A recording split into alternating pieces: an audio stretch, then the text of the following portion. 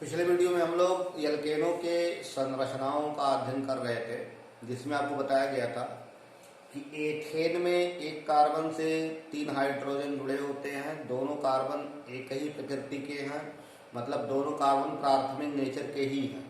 1 degree carbon दोनों, और 1 degree कार्बनों से जुड़ी हाइड्रोजनें 1 डिग्री कहलाएंगी, यानी प्राथमिक हाइड्रोजनें कहलाएंगी। तो सभी हाइड्रोजनें एक जैसी हैं। रासायनिक अभिक्रियाओं में किसी कार्बन की हाइड्रोजन को हटाया जा सकता है, लेकिन जब आप 2 कार्बन से आगे चलेंगे, जैसे प्रोपेन है, प्रोपेन प्रोपेन का फार्मूला, मॉलिक्यूलर फार्मूला C3H8, यानी 3 कार्बन और 8 हाइड्रोजन। तो इसका जो स्ट्रक्चर बनेगा, कार्बन कार्बन ऐसे, और एक कार्बन से किनारे वाले को 3 हाइड्रोजन मिलेंगे, बीच वाले को 2 हाइड्रोजन मिलेगा और किनारे वाले को 3 हाइड्रोजन मिलेगा। तो किनारे वाले जो कार्बन है वो 1 डिग्री कहलाएंगे, ये प्राइमरी नेचर के हैं। ये प्राथमिक है 1 डिग्री, ये 1 डिग्री और ये 2 डिग्री। तो प्रोपेन में 2 तरह के कार्बन हो गए। कुल कार्बन 3 है, लेकिन उसमें कार्बन का जो बंटवारा नेचर के अनुसार, किनारे वाले 1 डिग्री और बीच वाला 2 डिग्री। रासायनिक अभिक्रियाओं में ये किनारे वाले एक जैसा, मतलब हाइड्रोजन प्राइमरी का चाहे इधर से हटे या इधर से हटे, बात एक ही होगी। लेकिन बीच वाला सेकेंडरी नेचर का है। तो सेकेंडरी कार्बन से जो हाइड्रोजनें जुड़ी हैं, ये ज्यादा रिएक्टिव होती हैं, इनकी क्रियाशीलता ज्यादा होती है। ये आगे पढ़ा जाएगा कि जैसे इनमें स्टेबिलिटी अधिक आ जाती है, इससे जो बांड टूटेगा, बांड टूटने से जो इंटरमीडिएट बनेंगे वो स्टेबल बनेंगे, और स्टेबल इंटरमीडिएट ही रिएक्शन को आगे बढ़ाता है। तो सेकेंडरी हाइड्रोजन अगर उस एल्केन में है तो रिप्लेसमेंट रिएक्शन होने में सेकेंडरी ज्यादा रिप्लेसेबल होगी, यानी ज्यादा प्रोडक्ट का फॉर्मेशन सेकेंडरी हाइड्रोजन को हटाकर होगा, और प्राइमरी हाइड्रोजन को हटा करके कम होगा। यानी प्राइमरी हाइड्रोजन के हटने से बनने वाले प्रोडक्ट का परसेंटेज कम होगा, और सेकेंडरी हाइड्रोजन के हटने से बनने वाले प्रोडक्ट का परसेंटेज ज्यादा होगा। तो ये भी बातें ध्यान में रखनी है। 3 कार्बन से ये सारी चीजें शुरू होंगी। जैसे यहाँ आपको CH2 मिल गया, CH2 सेकेंडरी कार्बन है, और उसकी दोनों हाइड्रोजन सेकेंडरी हाइड्रोजन कहलाएंगी, द्वितीयक हाइड्रोजन कहलाएंगी। ये जो चैन है जब सीधे होती है, जैसे CH3 CH2 CH3, इसको सीधा चैन कहते हैं। सीधा चैन का मतलब जिसमें प्राइमरी और सेकेंडरी 2 ही तरह के कार्बन मिले हैं, यानी किनारों पर CH3 बीच में CH2, तो ये नॉर्मल चैन होती है। ये नॉर्मल चैन है। अब 3 कार्बन तक एक ही तरह की चैन बनती है, उसको चाहे आप नॉर्मल प्रोपेन कहो या केवल प्रोपेन कहो, स्ट्रेट चैन है। स्ट्रेट चैन का मतलब है उसमें केवल प्राइमरी कार्बन और सेकेंडरी कार्बन ये 2 ही मिलेंगे। अब वो चाहे ऐसे लिखा गया हो, मतलब CH3 CH2 CH3 ऐसे लिख दिया गया हो, तो ये भी नॉर्मल चैन है। उसको मरोड़ करके लिख देने से चैन का नेचर नहीं बदलता, जब तक उसमें कार्बन का नेचर ना बदल जाए। अब जैसे 4 कार्बन का देखा जाए, कार्बन नंबर 4, तो 4 कार्बन का एल्केन का जो मॉलिक्यूलर फार्मूला होगा वो C4H10 रहेगा। C4H10, 4 कार्बन, जिसको ब्यूटेन कहते हैं। तो यहां से तो खैर वो ब्यूटेन कहलाएगा या कुछ और नाम बनेगा, जब तक स्ट्रक्चर नहीं बनेगा तब तक उसको आप ठीक से डिफाइन नहीं कर सकते। जैसे 4 कार्बन को ऐसे दिखाया गया 1 2 3 4, ये नॉर्मल चैन कहलाती है। बीच वाले कार्बन सेकेंडरी हो, किनारे वाले कार्बन प्राइमरी हो, तो नॉर्मल चैन कहलाएगी। अब किनारे वालों से 3 हाइड्रोजन जुड़ेगा, CH3 CH2 CH2 CH3, इसको कंडेंस्ड फार्मूले के रूप में ऐसे लिखते हैं CH3 CH2 CH2 CH3। ये नॉर्मल चेन है। स्ट्रेट चेन इसको कहेंगे। स्ट्रेट चेन में केवल प्राइमरी और सेकेंडरी कार्बन ही आएंगे, तो इसको निरर्थक नाम पद्धति में नॉर्मल ब्यूटेन और IUPAC में केवल ब्यूटेन कहते हैं। अब 4 कार्बनों का ऐसा भी चेन बनता है, 3 कार्बन स्ट्रेट और 1 कार्बन कार्बन के ऊपर। अब ये शाखा वाला हो गया, इसमें शाखाएं आ गई, तो यहाँ 3 हाइड्रोजन इनको मिलेगा, 3 हाइड्रोजन इनको मिलेगा, 3 इनको भी मिलेगा। तो इनका संरचना बन गया, स्ट्रक्चर बन गई CH3 CH CH3 CH3। Carbon hydrogen दोनों में सेम है, 1 2 3 4 कार्बन, 3 2 5 2 7 3 10, 4 कार्बन 10 हाइड्रोजन। ऐसे यहां देखिए 10 हाइड्रोजन 4 कार्बन। तो मॉलिक्यूलर फार्मूला सेम है, लेकिन कार्बन का नेचर देखा जाए, ये 1 डिग्री है, ये 1 डिग्री है, ये 1 डिग्री है, और ये कार्बन 3 कार्बनों से जुड़ा है, तो ये 3 डिग्री हो गई। अब ये नॉर्मल नहीं हुई, इसमें 2 डिग्री के अलावा 3 डिग्री भी आ गया, तो ये नॉर्मल नहीं हुआ। इसमें एक नया नाम चला जो ट्रिवियल नॉमेनक्लेचर में चलता है, उसको आइसो कहते हैं, आइसो हाइड्रोकार्बन। जिस हाइड्रोकार्बन में एक सिरे पर इतना समूह जुड़ा हो उसको आइसो कहते हैं। तो आइसो बनने के लिए 3 ये और 1 यानी 4 कार्बन कम से कम आने चाहिए, तब आइसो आएगा। तो ये आइसो और 1 कार्बन और, तो इसका नाम आइसोब्यूटेन। ये आइसो हाइड्रोकार्बन है, आइसोब्यूटेन।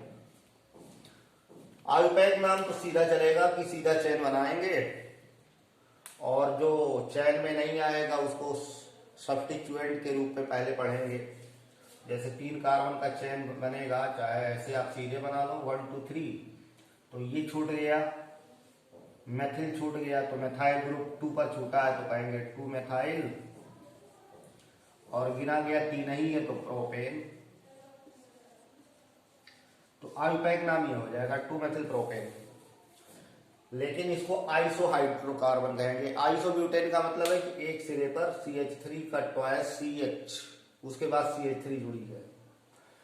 तो normal hydrocarbon, iso hydrocarbon, neo hydrocarbon. तो नॉर्मल का मतलब है उसमें प्राथमिक और द्वितीयक कार्बन पाई जाए। जब उसमें शाखाएं बनेंगी तो द्वितीयक के अलावा तृतीयक भी आएंगे, चतुष्क भी आएंगे। जब शाखाएं बनेंगी तब ये सब आएंगे। लेकिन नॉर्मल में केवल प्राथमिक और द्वितीयक 2 ही तरह के कार्बन पाए जाते हैं।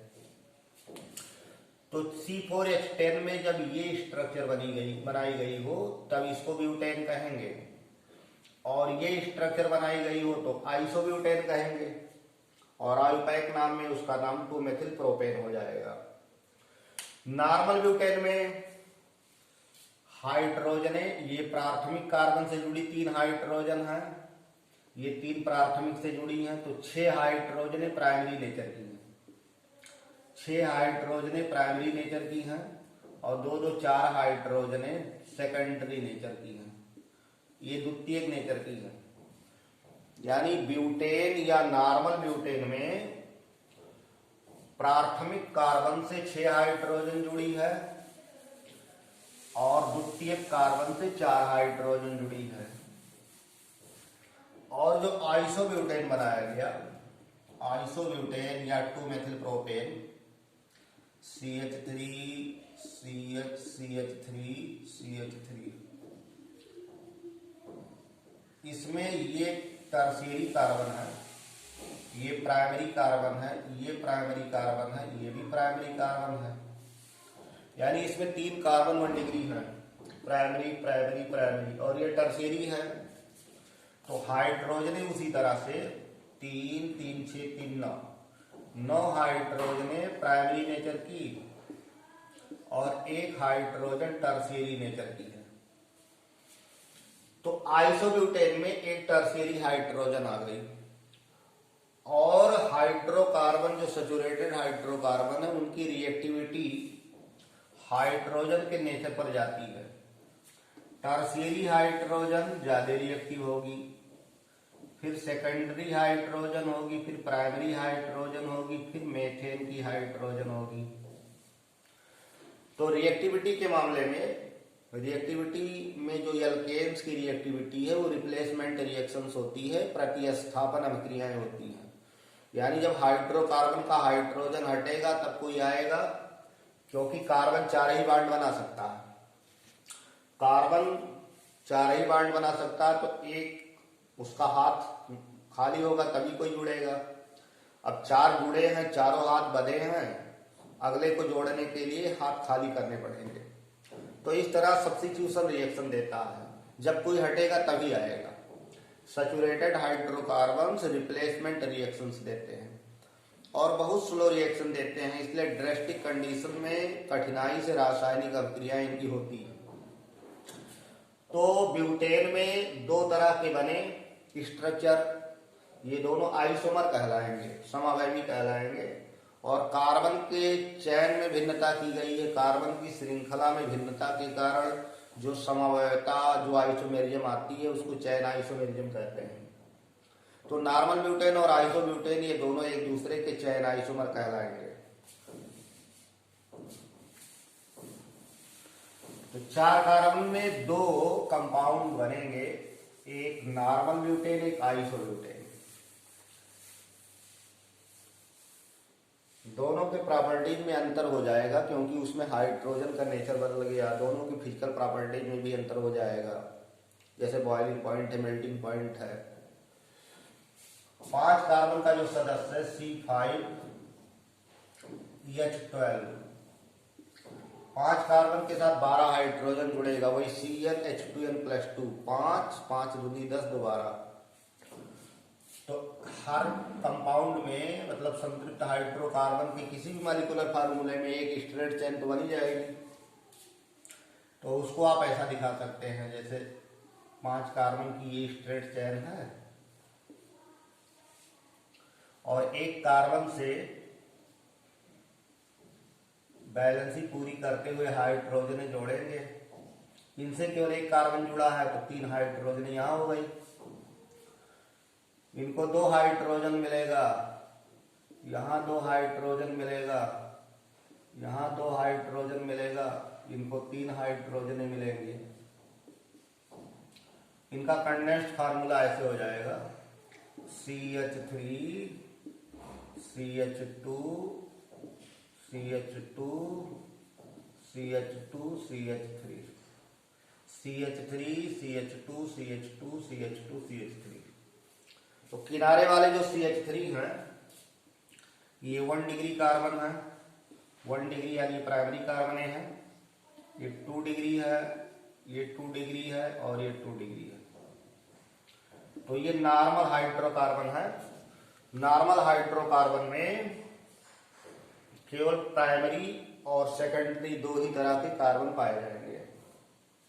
जितने CH2 हैं, CH2 जितने हैं वो सेकेंडरी नेचर के होंगे, और किनारे वाले प्राइमरी नेचर के होंगे। यानी इसमें सेकेंडरी हाइड्रोजन पूछी जाए तो सेकेंडरी हाइड्रोजन 2 2 4 2 6 है, प्राइमरी हाइड्रोजन 3 3 6 है। ये नॉर्मल है, स्ट्रेट चेन, इसको नॉर्मल पेंटेन या IUPAC में केवल पेंटेन कहते हैं। अब इसका जो ब्रांच बनेगा, शाखाएं बनेगी, तो एक शाखा का जो कंपाउंड है इस तरह बनेगा। 4 को स्ट्रेट चेन में कर लिया जाए और एक कार्बन को कहीं जोड़ दो, जैसे यहां जोड़ दिया गया। यहाँ या यहाँ जोड़ेंगे बात एक ही होगी। यहाँ जोड़ेंगे तो इधर से गिना जाएगा, यहाँ जोड़ेंगे तो इधर से गिना जाएगा। तो इनको 3 हाइड्रोजन दे दिया जाए, इनको भी 3 हाइड्रोजन मिलेगा, इनको 2 मिलेगा, इनको 3 मिलेगा। इस तरह कार्बन की चारों वैलेंसियां पूरी हो गई। इसको संक्षिप्त में ऐसे लिखेंगे CH3 CH CH3 CH2 CH3।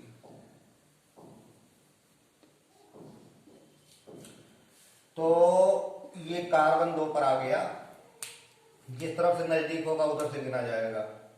1 carbon, 2 carbon, 3 carbon, 4 carbon.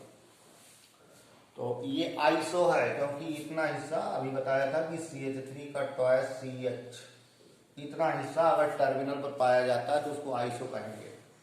तो इसका नाम हो जाएगा आइसोपेंटेन। आइसोपेंटेन। आइसोपेंटेन में ये प्राइमरी नेचर का कार्बन है, ये देखो 3 कार्बनों से जुड़ा है तो टर्शियरी नेचर का हो गया, ये सेकेंडरी हो गया, ये प्राइमरी हो गया, ये भी प्राइमरी हो गया। तो इसमें 3 तरह की कार्बनें हैं। जितनी CH3 दिख रही हैं वो सब प्राइमरी हैं, CH2 सेकेंडरी है और CH टर्शियरी है। और कार्बन जितने तरह के हैं उनसे जो हाइड्रोजनें जुड़ेंगी तो हाइड्रोजन भी उसी तरह की कहलाएगी। जैसे आइसोपेंटेन में टर्शियरी हाइड्रोजन कितनी है, तो टर्शियरी कार्बन से एक ही हाइड्रोजन जुड़ी है तो टर्शियरी हाइड्रोजन एक बताएंगे। प्राइमरी हाइड्रोजन कितनी है, तो प्राइमरी कार्बन इसमें 1 2 3 दिख रहे हैं और इसमें हाइड्रोजन 3 3 6 3 9 हो जाएंगी। सेकेंडरी कार्बन एक ही है तो उसकी 2 हाइड्रोजन हो जाएगी। और आइसोपेंटेन को IUPAC में 2 पर मेथिल जोड़ते हुए कहेंगे 2 मेथिल, और स्ट्रेट चेन 4 ही कार्बन का है, 4 कार्बन गिने गए हैं तो ब्यूटेन, 2 मेथिल ब्यूटेन। ब्यूट का मतलब 4 कार्बन सीधी श्रृंखला में है, स्ट्रेट चेन में है और उसके 2 नंबर पर मेथिल ग्रुप जुड़ा हुआ है। तो इस तरह से इनको पहचाना जाएगा। 5 कार्बन और 10 हाइड्रोजन का अगला जो स्ट्रक्चर बनेगा C, और C से 4 C जोड़ दीजिए ऐसे, मतलब 1 कार्बन सेंटर में और उससे 4 कार्बन जुड़ जाए। तो 1 कार्बन से 4 कार्बन जुड़ गई। अब इनको किनारे वालों को हाइड्रोजन दे दिया जाए।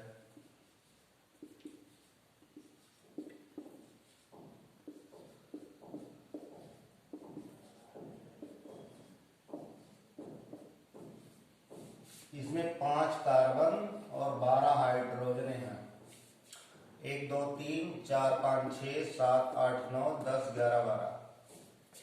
इसको ब्रीफ करेंगे कंडेंस फार्मूला ऐसे CH3 C CH3 CH3 CH3। तो अब इसको ध्यान से देखा जाए तो ये जो कार्बन है इससे केवल कार्बन ही जुड़े हैं तो ये क्वार्टरनरी या चतुष्क कहलाएगा। चतुष्क केवल कार्बन होता है, कार्बन से हाइड्रोजन नहीं जुड़ेगी, क्योंकि वो कार्बन जो श्रृंखला में 4 कार्बनों से जुड़ा होता है उसी को चतुष्क कहते हैं या क्वार्टरनरी कहते हैं। इसी को नियो भी कहा जाएगा, चतुष्क या नियो। और ये 1 डिग्री है, ये 1 डिग्री है, ये 1 डिग्री है, ये 1 डिग्री है। तो इसमें 4 कार्बन प्राइमरी नेचर की है, 1 कार्बन क्वार्टरनरी नेचर की है। 4 कार्बन प्राइमरी हैं और उनसे 12 हाइड्रोजन जुड़ी हैं तो 12 हाइड्रोजन भी प्राइमरी हो गई। मतलब सभी हाइड्रोजन एक जैसी हैं, किसी को हटाया जा सकता है, समतुल्य हैं। और क्वार्टरनरी या नियो कार्बन से कोई हाइड्रोजन जुड़ेगी नहीं तो रिप्लेसमेंट रिएक्शन में वहां हाइड्रोजन है ही नहीं तो कोई भाग नहीं लेगा। तो इस तरह 5 कार्बन और 12 हाइड्रोजन में 3 स्ट्रक्चरल आइसोमर बनते हैं, normal pentane, isopentane, neopentane. Normal pentane को आयुपैक में पेंटेन कहेंगे, आइसोपेंटेन को 2 मेथिल ब्यूटेन कहेंगे, और नियोपेंटेन को, ये नियोपेंटेन है जिसको आयुपैक में इसका 3 कार्बन चैन में आ गया, 3 कार्बन चैन में आ गया और 2 पर 2 मेथिल छूट गए, तो कहेंगे 2,2 डाई मेथिल प्रोपेन। तो 3 चैन आइसोमर हो गए, 3 श्रृंखला समअवयवी हो गए। तीनों के प्रॉपर्टी में भिन्नताएं होंगी क्योंकि तीनों में कार्बन हाइड्रोजन अलग अलग प्रकृति के होते हैं। तो इस वीडियो में हम लोगों ने इतना अध्ययन किया, शेष अगले वीडियो में अध्ययन करेंगे। धन्यवाद।